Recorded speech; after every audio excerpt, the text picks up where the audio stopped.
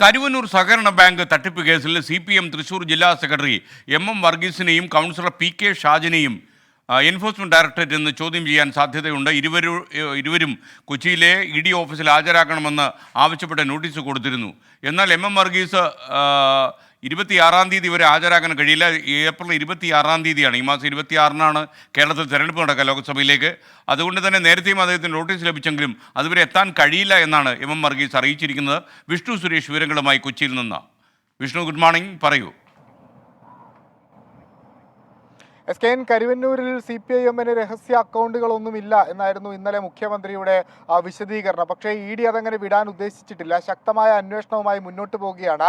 ഈ കേസിൽ ഏറ്റവും നിർണായകമായ ചോദ്യം ചെയ്യൽ ഘട്ടമാണ് നിലവിൽ പുരോഗമിച്ചുകൊണ്ടിരിക്കുന്നത്. കഴിഞ്ഞ ദിവസം തൃശൂർ ജില്ലാ സെക്രട്ടറിയായ MM വർഗീസിന് നോട്ടീസ് നൽകിയിരുന്നു, ചോദ്യം ചെയ്യലിന് ഹാജരാകണമെന്ന് ആവശ്യപ്പെട്ടു. പക്ഷേ തെരഞ്ഞെടുപ്പ് നടക്കുന്ന പശ്ചാത്തലത്തിൽ അങ്ങനെ ഹാജരാവാനാവില്ല എന്നാണ് അദ്ദേഹം നൽകിയ മറുപടി. പക്ഷേ ED ഈ വിഷയത്തിൽ വീണ്ടും നിലപാട് കടുപ്പിക്കുന്നു. MM വർഗീസ് ഹാജരായേ മതിയാകൂ എന്ന നിലപാടാണ് ED സ്വീകരിക്കുന്നത്.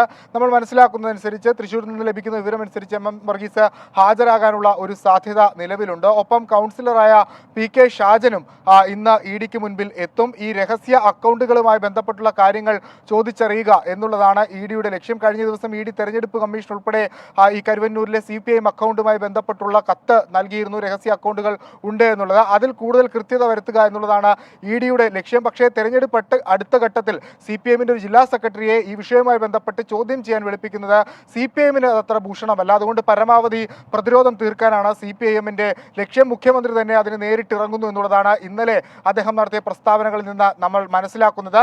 PK ഷാജനും അതോടൊപ്പം MM വർഗീസും ഇന്ന് EDക്ക് മുൻപിൽ ഹാജരാകും എന്നുള്ളതാണ് ഇതുവരെ ലഭിക്കുന്ന വിവരം. SK.